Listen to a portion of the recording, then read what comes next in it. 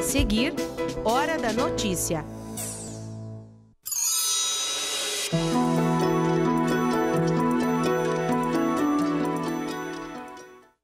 A greve dos caminhoneiros encerrou e a rotina de abastecimento volta à normalidade. E nós vamos receber aqui no estúdio a professora Rosimar Schinsani para analisar esse contexto social e político vivido pelo país. Após 3 meses, a primeira fase de obras no Hospital Municipal de Passo Fundo se encaminha para a reta final. Uma exposição que ajuda a contar um pouco da história de Passo Fundo através do Aeroclube. E ainda um parque de geração solar fotovoltaica aqui na UPF. Hoje é sexta-feira, 1º de junho, é Hora da Notícia.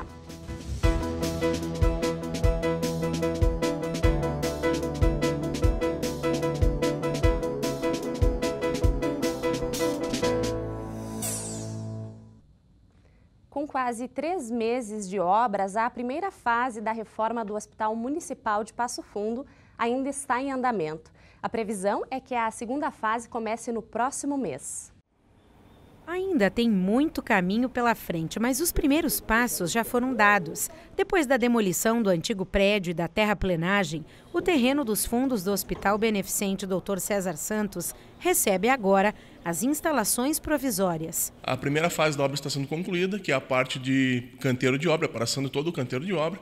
A empresa está finalizando nos próximos dias e dentro de mais ou menos 15 dias aí iniciam as partes das fundações, que daí começa a aparecer realmente a obra, a construção em si. Mudança na fachada, reforma na estrutura e ampliação. Tudo isso está previsto e deve ser entregue à comunidade em 2020. A empresa apresentou um cronograma junto com a equipe técnica da Secretaria de Planejamento e esse cronograma está sendo respeitado. Nós acreditamos que dentro de 23 meses, que é o prazo de contrato, a obra esteja concluída. Mais de 8 milhões entre recursos federais e de contrapartida do município devem ser investidos no projeto, que inclui mais de 1.000 metros quadrados. A obra abrange o pronto atendimento adulto e pediátrico, centro de diagnóstico, recepção e fachadas, e mais uma área de 2.600 metros quadrados que contempla sala para tomógrafo, farmácia interna, setor administrativo e setor de apoio logístico. O hospital ainda vai ter 12 leitos reformados e a instalação de 19 novos leitos. Desses, 12 vão ser destinados à psiquiatria. Também está prevista a instalação de elevadores novos, troca de gerador de energia e novas instalações elétricas, hidráulicas e de gases. O local, que hoje atende por dia uma média de 150 pessoas, vai contar com instalações mais modernas para melhorar a qualidade do serviço oferecido e ampliar as demandas. Uma obra importante, para a história do Hospital Municipal, que está com quase 70 anos de idade. Ele contempla vários serviços aqui que são de baixa complexidade, mas que servem de apoio às demais unidades dos outros hospitais que Passo Fundo tem. Essa obra ela vai possibilitar uma ampliação do Hospital Municipal, ampliação de serviços e ampliação de área, possibilitando uma melhor qualidade de serviço. E a greve dos caminhoneiros, que encerrou na quarta-feira, depois de 10 dias, deixou reflexos no desabastecimento e prejuízos, especialmente no meio rural. A sexta-feira é de reposição de estoques em supermercados e feiras. O gás de cozinha, que chegou a faltar no município, está com reposição desde quarta à noite. Os postos de combustíveis também não registram mais filas desde ontem. E o hospital da cidade, que chegou a anunciar o cancelamento das cirurgias eletivas, suspendeu a decisão, retomando o serviço então nesta sexta-feira. E nos últimos 10 dias assistimos a uma greve de caminhoneiros que mobilizou vários segmentos da economia. Conquistou a simpatia da população, fez o governo abrir mão de bases orçamentárias, mas também causou desabastecimento e aflorou grupos políticos na defesa de suas ideologias. E para analisar esse cenário, sob o ponto de vista da história, nós estamos recebendo hoje a professora Rosimar Schinsani, professora da pós-graduação em Educação aqui da UPF. Seja muito bem-vinda ao UPF TV. Obrigada, Kelly. Obrigada pelo convite. Professora, este momento vivido nos últimos 10 dias aqui em Passo Fundo, na região, em todo o país, ele pode ser considerado como uma catarse da insatisfação social, um momento de lavar a alma? A população pode ter visto esse momento assim? É interessante observar, Kelly, que na história ocidental nós temos uma tradição de desobediência civil que remete ainda aos gregos antigos. Se nós analisarmos, por exemplo, a tragédia Antígona, do Sófocles, nós vamos ter um primeiro limiar dessa desobediência civil. Então, colocar-se contra procedimentos e legislações consideradas injustas, elas são uma tônica na sociedade ocidental. Me parece que essa catarse que você remete, esse expurgar de situações, de sentimentos, ela está ainda bastante latente no brasileiro. Isso vem desde dos movimentos de 2013, mas nos últimos tempos ela tem aflorado com bastante intensidade. E o movimento dos caminhoneiros, ele parece sim ter sido um movimento de catarse, ao menos de parte dessa sociedade. Isso justificaria, professora, então, por exemplo, a população apoiar o movimento, apoiar esse desconto dos 46 centavos no diesel, mesmo que essa conta seja paga por todos nós? É interessante observar também que a greve dos caminhoneiros, ela nos fez perceber que a ponta produtiva, ela é mais importante do que os setores decisórios. Olha só, os caminhoneiros, donos dos seus próprios caminhões, eles decidiram que não iam mais trabalhar ou que iam parar durante um tempo e assim eles procederam. E foi um efeito cascata que nos fez perceber a relevância do modelo produtivo no qual nós estamos inseridos. Então, a população, ela se vê, de um lado, um tanto refém desse movimento, do outro lado, ela entende que é um movimento justo, porque ela percebe que a comida que chega na sua mesa, ela é uma comida que ela vem de diversos espaços e que esses espaços não estão sendo, de fato, valorizados. Por que a gente observamos, então, tantas contradições no movimento? Por exemplo, ao mesmo tempo que querem a liberdade, também querem a intervenção militar? Todo movimento, ele precisa de uma pauta muito clara. Me parece que no movimento dos caminhoneiros nós não tivemos uma pauta política muito clara. Eram 46 centavos e me parece que ficou nisso.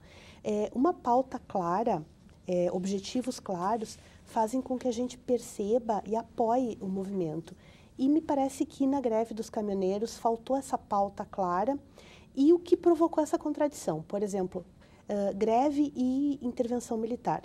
São duas coisas que não combinam. Ou é greve ou é intervenção militar.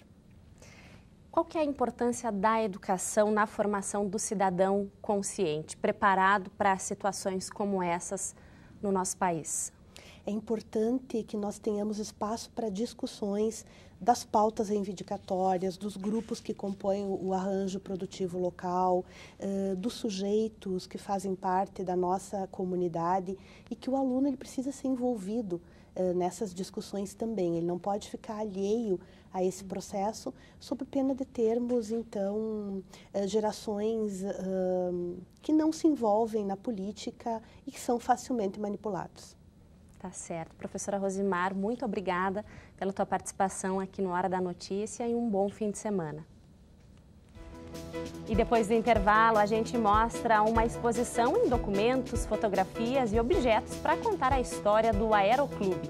Nós já voltamos.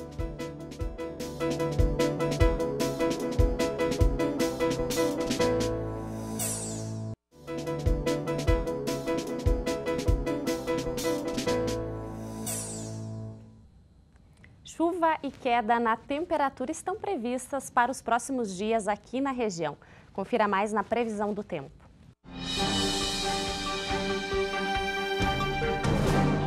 A previsão do tempo para este sábado é de céu encoberto em Passo Fundo e região.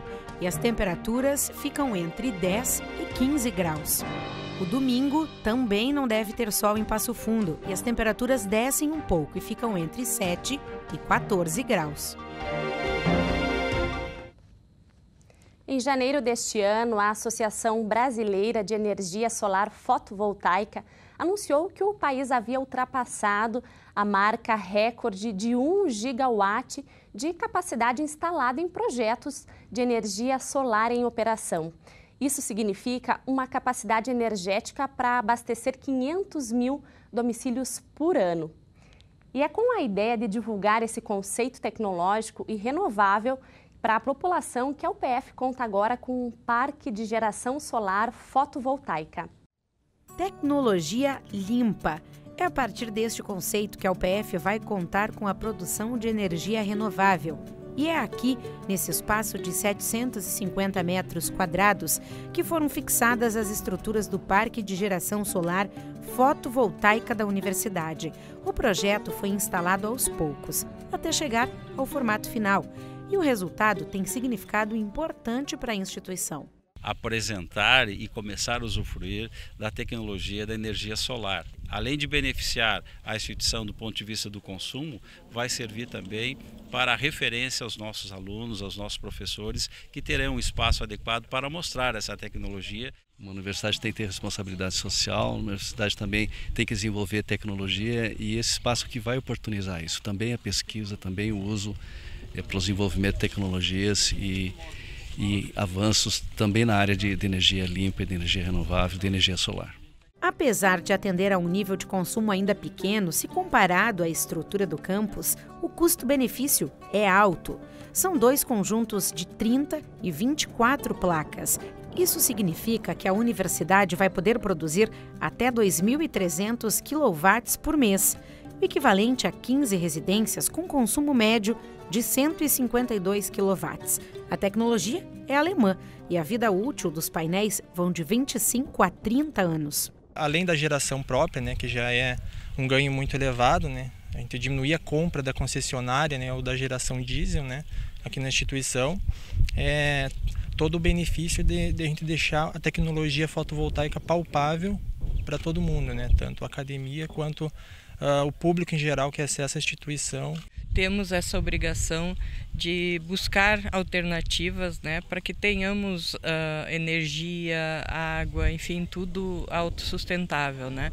Para nós é muito importante ter esse segmento, né, esse primeiro projeto, né, mas a intenção sim é depois dar sequência a toda a nossa instituição. Depois de ter o projeto final completo, a RGE, concessionária responsável pela distribuição de energia no município, liberou o funcionamento do parque. Inovação para a UPF, já que são poucos projetos em solo na região. Para o meio ambiente, produção de energia limpa e renovável.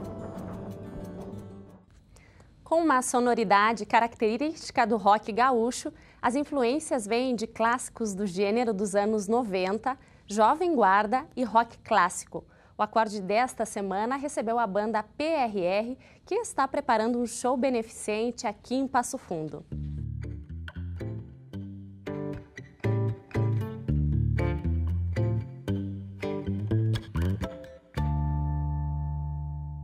Eu não quero mais viver assim tão só. Preciso encontrar alguém que me queira bem. A banda é Passo Fundense de rock autoral, nasceu em 2011, já conta com 4 discos e neste fim de semana vai realizar em Passo Fundo, no Teatro Múcio de Castro, um show beneficente. O acorde de hoje tem o prazer de receber alguns dos integrantes da PRR. Sejam muito bem-vindos. Obrigado. Temos aqui o idealizador desse trabalho, Paulo Reicher, acompanhado então do músico Alcemar Pitágoras. Muitas pessoas lhe conhecem pelo seu contato direto, profissional, inclusive com a medicina, exatamente. E aí, você em 2011 resolve fundar uma banda. Conta pra gente por quê.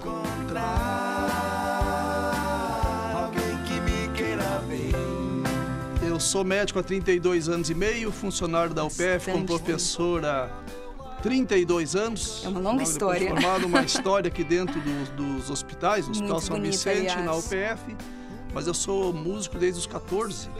Então eu sou músico há bem mais tempo do que sou médico. E sempre gostei de escrever. Então aí que, quando tive mais talvez condições de desenvolver, organizar uma banda, ela ocorreu. Eu sou muito feliz com esses parceiros de música aqui, muito feliz. Então, a gente tem o Alcimar aqui, mas tem mais pessoas que compõem essa banda. Vamos falar o nome da galera? Sim.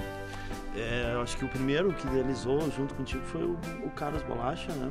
Com certeza. Acho que eles faziam uma aula juntos, isso, né? O Carlos deu aula, com certeza. E daí o Carlos que juntou a turma. Daí tem eu, o Samar Pitagras, o Elias Duarte, o Carlinhos Tabajara, os teclados, e o Hélio Ribeiro na bateria. Um propósito, com exceção do Tabajara, que entrou há um ano e pouco, a banda é original. Nós temos a mesma formação desde 2011, e é incomum nas bandas, né? Uma das coisas que mais me agrada, a gente tem um grupo já hoje de amigos, né? Que fazem rock autoral. Com certeza. Então, justamente por fazer rock autoral, vocês têm uma identidade bastante forte, né? Contam aí, então, com 4 discos. Um dos discos com composições exclusivamente em inglês. Correto. O compositor da banda é o Paulo e conta com os arranjos, então, de toda essa trupe de músicos profissionais, excelentes músicos que se dividem aí em várias bandas aqui de Passo Fundo. Bem, tem clipe também. Era uma vez uma princesa sem reino, sem rumo, sem paixão. O que a gente pode falar de Fábula, que tá rolando agora no Acorde? Fábula é uma música romântica da minha mocidade, a história do desenvolvimento de uma paixão de uma maneira idealizada, romântica, medieval, etc. E que o Doro fez um clipe que acho muito bonito, tem alguns milhares de visualizações na rede. É uma música que nós vamos tocar no show, a propósito. Isso aí, ó, fica o convite já. Inclusive no show, então a gente vai dar o serviço agora. Se você ficou interessado, quer participar desse show beneficente, vai ser no Teatro Múcio de Castro, no dia 2, ou seja, amanhã, então. Horário e como faz com os ingressos. Nossa. Horário, então, 20 horas, no Teatro Múcio de Castro. O show é beneficente, né, ao Abrigo Nossa Senhora da Luz, que é ali na Lucas Araújo. Todas as doações vão para lá, então? Vão para lá, vai ter um ponto de coleta no local, ali no horário do evento. E é doação, né? Não é doação de alimento não perecível. Ou fralda geriátrica. Não queremos dinheiro envolvido. Não, porque para facilitar as doações, né, e tudo. Perfeito. E a gente também vai contar aí com uma introdução muito bonita inicial, depois, obviamente, vai acontecer o show da banda e envolve, então, também o Jorge Salton. Nós somos muito felizes que o Dr. Jorge Salton, que é nosso colega na faculdade de medicina da UPF. Já passou pelo Acorde também. Perfeito. Ele tem muitas atividades, ele é um intelectual. É verdade. E ele realiza filmes, ele é um diretor, ele é um cinéfilo também. Então, ele ouviu nossos CDs e incluiu várias nossas músicas no último filme dele, Meu Lugar para Ele. E depois ele fez um curta, cujo nome, Minha Vida é Assim, é uma música do nosso primeiro CD. Então nós somos orgulhosos de dizer que nós demos o nome a um curta, enquanto as pessoas vão sentando amanhã. Quando nós abrimos o teatro, nós vamos passar o curta, que tem 19 minutos, esperando que o Dr. Jorge esteja ali também prestigiando esse trabalho, né, que é coletivo. Conosco. Com certeza. Muito obrigada, Paulo. Muito obrigada, Alcimar. Parabéns pelo trabalho, viu? Obrigado, agradeço. Valeu. Até amanhã para quem puder. Isso aí. Dado o recado. O Acorde de hoje vai ficando por aqui. A gente volta, então, na próxima semana. Lembre sempre, acorde para todas as formas de arte. Magia que teve início o amor. E agora vamos falar de história. É que documentos, fotografias e objetos foram recuperados pelo Instituto Histórico de Passo Fundo para contar a história do aeroclube que atende toda a região e está perto de comemorar 80 anos. Essa hélice tem história. Por muito tempo ela foi usada nos batismos dos novos pilotos de avião. Eles recebiam óleo por todo o corpo e seguravam a hélice, representando a forma de uma aeronave. Essas e outras histórias fazem parte da exposição Pelas Asas da Aviação, que retrata os quase 80 anos do Aeroclube de Passo Fundo. Todo o material foi recuperado pelo Instituto Histórico, Um trabalho que começou em setembro do ano passado e já soma mais de 50 mil páginas, entre documentos, fotografias e objetos do acervo. Esse acervo ele estava assim, vamos dizer assim, um pouco parado, inerte no Aeroclube, e em conversas com o Dr. Cláudio Seiber, que é o presidente do Aeroclube, a gente resolveu formar essa parceria e fazer a recuperação do acervo, e ele se encontra hoje em custódia no Instituto Histórico de Passo Fundo. Foi todo catalogado, uma parte já está digitalizada e vai ser disponibilizado para futuras pesquisas. Material que também ajuda a contar um pouco da história da cidade.